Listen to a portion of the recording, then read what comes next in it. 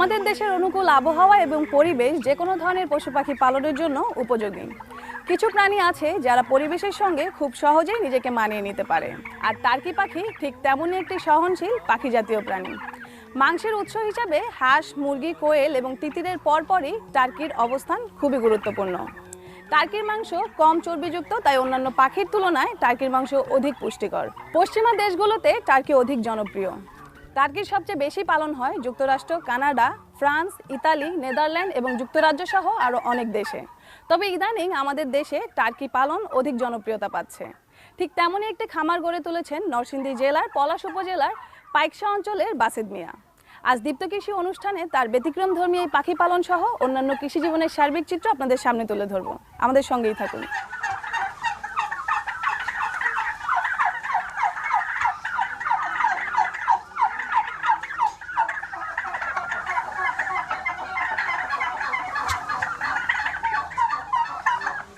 কেমন আছেন বাসেদ ভাই? জি, আসসালামু আলাইকুম। ভালো আছি। আচ্ছা, টার্কি খাওয়াচ্ছিলেন? জি, টার্কি খাওয়াচ্ছিলাম। বাসেদ ভাই, প্রথমে আমি একটু আপনার কাছে জানতে চাইবো যে এই যে এত ধরনের পাখি জাতীয় প্রাণী থাকতে আপনি কেন টার্কির খামার করলেন? টার্কি আসলে তো বলতে গেলে মনে করেন যে আমরা আগে ব্রয়লার পালতাম, বা এক সাইডে লাভ হইতো আরেক সাইডে লস হইতো। তখন দেখা গেছে ব্রয়লারের ব্যবসাটা তেমন ভালো না। তখন মনে করেন যে আমার বড় ভাই 2টা বাচ্চা সংগ্রহ করে দেয়, তখন আমরা এটি লালন পালন করিয়া আজকে মনে করেন যে এতটুকু বাড়াইছি। এখন মনে করেন যে আমি এটা অলরেডি আমার 3টা সেট আছে বাড়িতে। আমরা এখন সবাই টার্কি পালি আমার বাড়িতে। আচ্ছা, তো এই যে আপনি শুরু করলেন, এতে অপরিচিত একটা প্রাণী দিয়ে আপনি শুরু করলেন, তো পরিবার বা আপনার যে আশেপাশের মানুষগুলো ছিল তারা আপনাকে কি ধরনের উৎসাহ দিয়ে? জি, আমার পরিবারের উৎসাহ ভালো। এখন মনে করেন যে আমার পরিবারে আমার বাবা আছে, আমার বড় ভাই আছে, ওরা সবাই বলে আর কি টার্কিডে পালন করতে, এবং টার্কিডে মনে করেন যে অনেক লাভের একটা মোটা অঙ্কের একটা লাভ পাওয়া যায় আর কি টার্কিটা বিক্রি করিয়া। তো বাসিত ভাই, আপনি এই টার্কি মুরগি পালনের পাশাপাশি আর কি কোনো কিছু কাজ করেন? হ্যাঁ, আমি টার্কি মুরগি পালার পাশাপাশি যেমন দেখা গেছে আমার 2টা মাছের প্রজেক্ট আছে। ওই প্রজেক্টগুলোতে আমি মাছ ছাড়ছি। এখন মাছ ছাড়ছি যে এটির খাবার টাবার দেই, ওই মাছও বিক্রি করি আর কি। আচ্ছা, তো এই যে আপনি টার্কির খামার করছেন, আপনি কি জানেন এটা কোন জাতের টার্কি? এটা তো মূলত শুনছিলাম বাইরেরই ছিল যাত্রা, তবে এখন বাংলাদেশও টার্কি নামে পরিচিত হয়েছে, বা আমরা যাদের কাছে বিক্রি করি ওরা টার্কি বলে হই নাই, তো আমরা জানি এটা টার্কি। তো বাসিত ভাই, এই যে টার্কিকে সাধারণত কি কি ধরনের খাবার দেন বা কখন কখন? টার্কি রে বলতে গেলে মনে করেন যে এখন ওই ফিট খাবার দেই। তো ফিট খাবারের পাশাপাশি দেখা গেছে সবুজ ঘাস, সবজি, লতা পাতা এইসব তো টার্কি খুব পছন্দ করে। তো ঘাসটা বেশিরভাগ আমরা দুপুর বেলাতে দেই, আর খাবারটা সকালে রাত্রে দিই।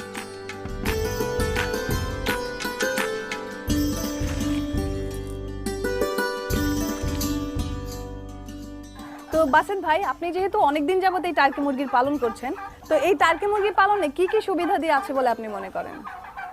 টার্কি মুরগি পালাতে সুবিধা মনে করি যে অনেক ভালো। তো টার্কি মুরগিটা পাইলে মনে করেন যে এটা রোগ বিধির খুব কম, রোগ অতি তাড়াতাড়ি রোগটা প্রতিরোধ করা যায়, এমন রোগ খুব কমই হয়। তার ফলে এই টার্কি মুরগিটা পালতে অনেক সুবিধা আর কি।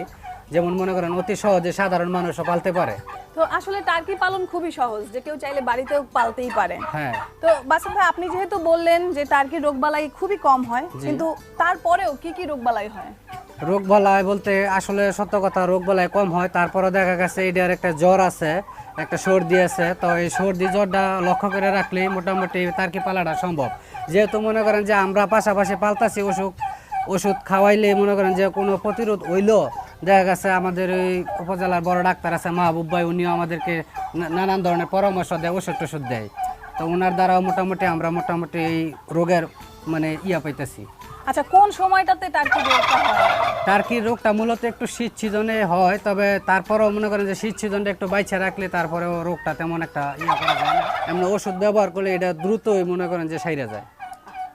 তো এই যে টার্কি মুরগি পালনের যে পদ্ধতি, সে ব্যাপারে একটু আমাদেরকে বলবেন। টার্কি মুরগি পালার পদ্ধতি মনে করেন যে দেখা গেছে একটু ঠান্ডা জায়গায় এটার একটা ফার্ম করতে হলে, উপরে গাছগাছিলা আছে, তো ঠান্ডা থাকলে এই মুরগিটা আর কি অনেক শরীরে মাংস বেশি, তাই এটা গরমে কোনো অনেক করে, তাই একটু ঠান্ডা হলে মুরগিটা পালতে অনেক ভালো হয় আর কি।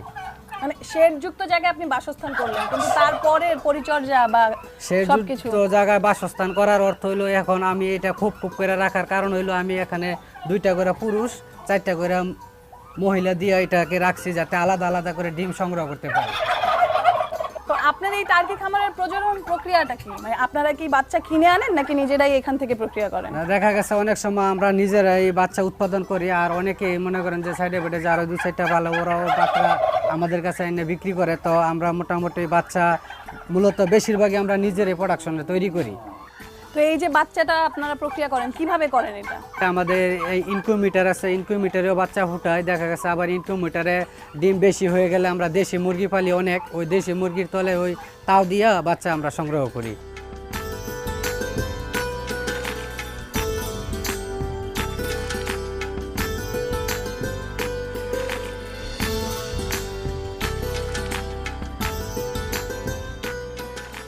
একটা মুরগির তলে 10টা করে ডিম দেয়। 10টা করে ডিম দেওয়ার পরে এটা দেশি মুরগিটা 27 থেকে 28 দিনের মধ্যে আমরা বাচ্চাটা পাই যাবে। বাচ্চাটা নিয়ে আমরা একটা জায়গায় নিরাপদ একটা জায়গায় বোর্ডিং করিয়া তখন এই বাচ্চাটা আমরা ছোট থেকে বড় করি। তো এই যে আপনি বাচ্চাকে বোর্ডিং এর জন্য রাখলেন, বোর্ডিং এ কতদিন রাখতে হয়? বোর্ডিং এ দেখা গেছে শীতকালে একটু বেশি রাখতে হয়, তবে এখন নরমালে 15 দিন বোর্ডিং করলেই যথেষ্ট। আচ্ছা, তারপরে খামারে নিয়ে আসেন আপনি? হ্যাঁ, তারপরে আমরা খাবারে নিয়ে আসি এবং বিভিন্ন জায়গায় সেল দিই। তো বাসিত ভাই, আপনি যেহেতু বললেন এটা আপনার প্রাপ্তবয়স্ক মুরগি রাখার জায়গা, তো আপনার তো অন্য খামার আছে যেখানে আপনি বোর্ডিং করছেন বা তারপরে রাখছেন? হ্যাঁ, আমার খামার আছে বাড়ির ভিতরে, আমার আরো 2টা খামার আছে। এখানে দেখা গেছে একটাতে মাঝারো সাইজের বাচ্চা রাখছি আর একটাতে বোর্ডিং করে রাখি। তো চলেন আমরা একটু ওই দিকটাতে যাই, ওইসব ব্যাপারে একটু জানি। আচ্ছা, ঠিক আছে।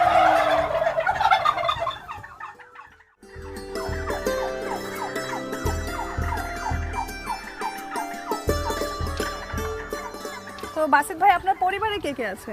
পরিবারে আমার মা আছে, বাবা আছে, আমার 2 ভাই 1 বোন। আচ্ছা, আপনার ছেলে মেয়ে আছে? হ্যাঁ, আমার 1 ছেলে 1 মেয়ে। আচ্ছা, তারা কি করছে? মেয়ে ক্লাস প্লেতে পড়ে আর ছেলে ছোট।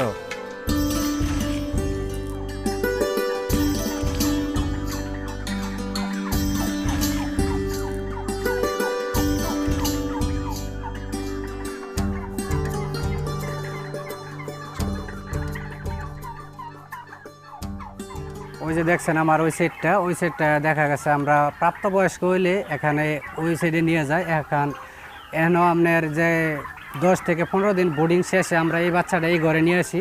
এই ঘরে নিয়ে আসার পরে আমরা ওই ঘরে নিয়ে যাই প্রাপ্তবয়স্ক, যেমন দেখা গেছে ডিম পাড়ার সময় হইলে আমরা ওই বাচ্চাটা ওই ঘরে নিয়ে যাই। মানে 3-4 মাস পর? হ্যাঁ, 3-4 মাস ওইখানে নিয়ে যায়। চলেন ভিতরে চলেন। তো বাসিত ভাই, এই যে আপনি টার্কি মুরগি পালন করছেন, তো এই টার্কি মুরগি পালনের ক্ষেত্রে প্রতি বছর আপনার বাচ্চা থেকে শুরু করে একদম মুরগি প্রাপ্তবয়স্ক হওয়া পর্যন্ত আনুষঙ্গিক সব খরচ মিলে কিরকম খরচ হয়? আনুষঙ্গিক সব খরচ মিলে ধরেন প্রায় 1 লক্ষ টাকার মতন খরচ যায় আমার বাৎসরিক। আচ্ছা, তো এই যে আপনি বছর শেষে যখন বিক্রি করেন, আপনার বিক্রিটা কিরকম হয়? বিক্রিটা দেখা গেছে তো বছর শেষে একটা মোটামুটি হিসাব করে দেখে 3 থেকে 3.5 লক্ষ টাকার মতন আমরা বিক্রি করতে পারি আর কি। বাহ, 3 থেকে 3.5 লক্ষ টাকা, তার মানে হচ্ছে প্রায় 2 থেকে 2.5 লাখ টাকা আপনার লাভ থেকে হ্যাঁ, যাচ্ছে। 2 থেকে 2.5 লক্ষ টাকা তো আমার লাভ থাকে। তো বেশ লাভজনক তাহলে টার্কি। জি। আচ্ছা, তো এই যে আপনারা বিক্রি করেন, আপনারা কিভাবে বিক্রি করেন মুরগিগুলো? বিক্রি করে এটা দেখা গেছে আমাদের বিভিন্ন জায়গাতে পার্টি আছে, পার্টিরা এসে বাড়ি থেকে নিয়ে যায়। আমরা নিয়ে বিক্রি করতে হয় না, বাড়ি থেকে আইয়া নিয়ে যায় এবং এলাকায় যারা আছে ওরাও 2-1টা করে আমাদের কাছ থেকে নিয়ে পালে আর কি।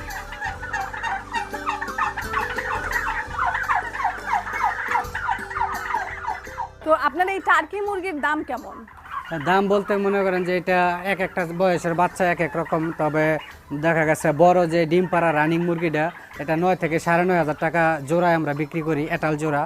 আর দেখা গেছে একটা ডিমের দাম হচ্ছে 150 টাকা। আর যে বাচ্চাটা আজকে ছিঁড়ছে ওই বাচ্চাটার দাম হলো 600 টাকা পিস। এখন মনে করেন যে 1 মাসের বাচ্চা 2 মাসের বাচ্চা এটা বিভিন্ন ধরনের রেট দিয়ে আমরা বিক্রি করি আর কি। তো একটা টার্কি সাধারণত বছরে সর্বোচ্চ কয়টা ডিম দেয়? একটা টার্কি দেখা গেছে সর্বোচ্চ বছরে একটা টার্কি এই বছরে 4বার ডিম দেয়। তো 4বার ডিম দেওয়াতে মনে করেন যে গড়ে এভারেজ একটা মুরগি বছরে আমরা 2 থেকে 200 বা 180টা ডিম আমরা একটা টার্কি থেকে উৎপাদন পাই। আচ্ছা, তো কত বছর পর্যন্ত ডিম দিতে পারে? এটা আপনার গিয়া 3-4 বছরও আমরা একটা টার্কি পালি, 3-4 বছরে আমরা ডিম দেয়। তো আপনার কাছ থেকে সাধারণত কি কারণে টার্কি কিনে নিয়ে যায়? ডিমের জন্য নাকি এটা মাংসের জন্য? দেখা গেছে আমরা যে হোটেলে যদি কোনো টার্কি বিক্রি করি তখন এরা আমাদের কাছে বইলো এনে যে মালগুলেন তোমার ডিম পারে না, ডেড ওভার হয়ে গেছে, ওই মালগুলেন আমরা হোটেলে বিক্রি করি। আর যে ভালো মালগুলেন কিছু মাল আছে যে ভালো নতুন, তো এটা অনেকে পালা লাগে কিনে নেয়। তো বাসিত ভাই, আপনার টার্কি মুরগি সম্বন্ধে তো সবকিছু জানলাম, আপনি কিভাবে এটা পালন করছেন। তো আমি একটু ভাবির সাথে কথা বলবো যে ভাবি আপনার এইসব কাজে আপনাকে কিভাবে সাহায্য করে বা পরিবারের সব কাজগুলো সে কিভাবে করে, আপনাকে মানসিকভাবে কিভাবে উৎসাহ দেয়। চলেন একটু ভাবির সাথে কথা বলি।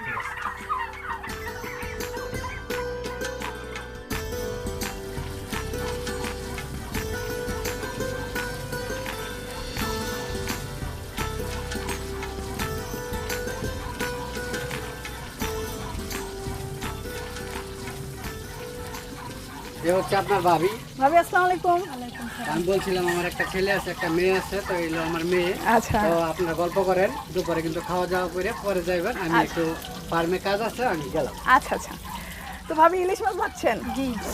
অনেক সুন্দর একটা ঘ্রাণ আসছে। তো এই আমার তোমার নাম কি? ও প্লেতে পড়ে না? জি। নাম কি তোমার? উম্মে সালমা। উম্মে সালমা। কি করতেছো তুমি? বসে রয়েছি। আচ্ছা আচ্ছা, রান্না শিখতেছে ছোটবেলা থেকেই।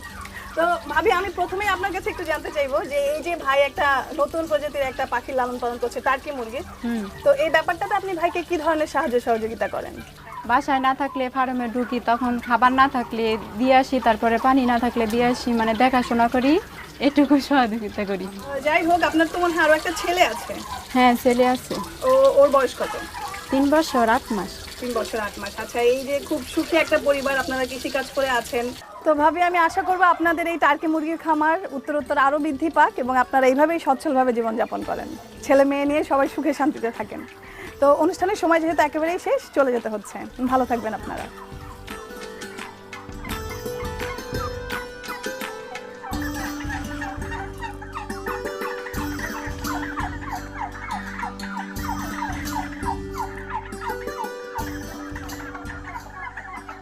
এ পর্যায়ে আমরা কথা বলবো উপজেলা প্রাণী সম্পদ কর্মকর্তা কৃষিবিদ মোহাম্মদ শাহজামান ভাইয়ের সাথে। ভাই, প্রথমেই আমি একটু আপনার কাছে জানতে চাইবো যে এই যে টার্কি মুরগির চাষ এই অঞ্চলে তথা পুরো বাংলাদেশেই জনপ্রিয়তা পাচ্ছে, তো এই ব্যাপারটাকে আপনারা প্রাণী সম্পদ কর্মকর্তা হিসেবে কিভাবে দেখছেন?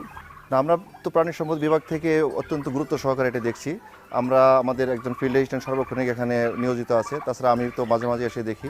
আমাদের ওই দপ্তর থেকে যতটুকু সম্ভব ওষুধ, ভ্যাকসিন এগুলো দেওয়ার চেষ্টা করি এবং প্রচারণাতেও আমরা এটা সামনের দিকে নিয়ে যাচ্ছি। ইতিমধ্যে আমাদের মন্ত্রণালয়ের একজন উপসচিব এসে দেখে গেছেন, একজন প্রকল্প পরিচালক এসে দেখে গেছেন, আমাদের উপজেলা কোঅর্ডিনেশন মিটিং এটা নিয়ে আলোচনা হয়েছে এবং সর্বশেষ আমরাও আপনাদেরকে ইনফর্ম করেছি আপনাদের মাধ্যমে জাতির কাছে এটা তুলে ধরার জন্য, যাতে সামনের দিকে এটা নিয়ে যাওয়া যায়। তা আসলে টার্কি মুরগি পালনের সুবিধা বা অসুবিধাগুলো কি? সুবিধাটাই বেশি, এখানে অসুবিধা বলতে খুবই কম। সুবিধার মধ্যে যেমন সারা ওয়ার্ল্ডে আপনি জানেন যে টার্কি একটি অত্যন্ত জনপ্রিয় মাংস এবং টার্কি উৎসব তৈরি করা হয় আমেরিকা এবং কানাডাতে, ইউরোপেও করা হয়। তো বাংলাদেশে টার্কি মিটে যারা এখানে কোলেস্টেরল পরিমাণ খুবই কম থাকে, প্রোটিনের পরিমাণ বেশি, তো ফ্যাটের পরিমাণ খুব কম, যার কারণে অত্যন্ত সুস্বাদু এটা খাইতে। আর এছাড়া এটা রোগ, যাদের হার্টের ডিজিজ আছে তাদের জন্য এটা অত্যন্ত একটি পুষ্টিমান খাবার। তা এছাড়া রোগ ব্যাধি খুব কম হয়, যার কারণে খামারিরা খুব সহজে এটা লালন পালন করতে পারে। করাইজা, রানীক্ষেত এ ধরনের 2-1টি ভ্যাকসিন দিলে তেমন একটা রোগ ব্যাধি হয় না এবং দ্রুত বৃদ্ধি পায়, এই জন্য খামারিদের কাছে এটা লাভজনক। তো আসলে টার্কি পালনের বাণিজ্যিক সম্ভাবনা কতটুকু আমাদের দেশে? টার্কি একটি অর্থনৈতিকভাবে অত্যন্ত গুরুত্বপূর্ণ একটি প্রাণী। সারা বিশ্বে, বিশেষ করে আমেরিকা, ইউরোপ এই সমস্ত দেশে টার্কি অত্যন্ত জনপ্রিয়। বাংলাদেশেও এটা অত্যন্ত জনপ্রিয় হয়ে উঠছে। টার্কি যদি আমরা লালন পালন করতে পারি তাহলে টার্কি বাংলাদেশের অর্থনীতি বিশেষ একটা ভূমিকা রাখবে বলে আমি বিশ্বাস করি। জি অবশ্যই, ধন্যবাদ আপনাকে। আমাদের যেখানে প্রাকৃতিকভাবেই জন্মে রয়েছে বিভিন্ন ঘাস ও লতা, আর এইরকম অনাবাদি জমি টার্কি পালনের জন্য বেশ উপযোগী। আরেকদিকে আমাদের রয়েছে বৃহত্তর এক বেকার জনগোষ্ঠী, তাই একদিকে অব্যবহৃত জমির সঠিক ব্যবহার এবং বেকারদের কর্মসংস্থান, এই দুয়ের মাঝে সেতুবন্ধন হতে পারে ছোট্ট একটি টার্কির খামার।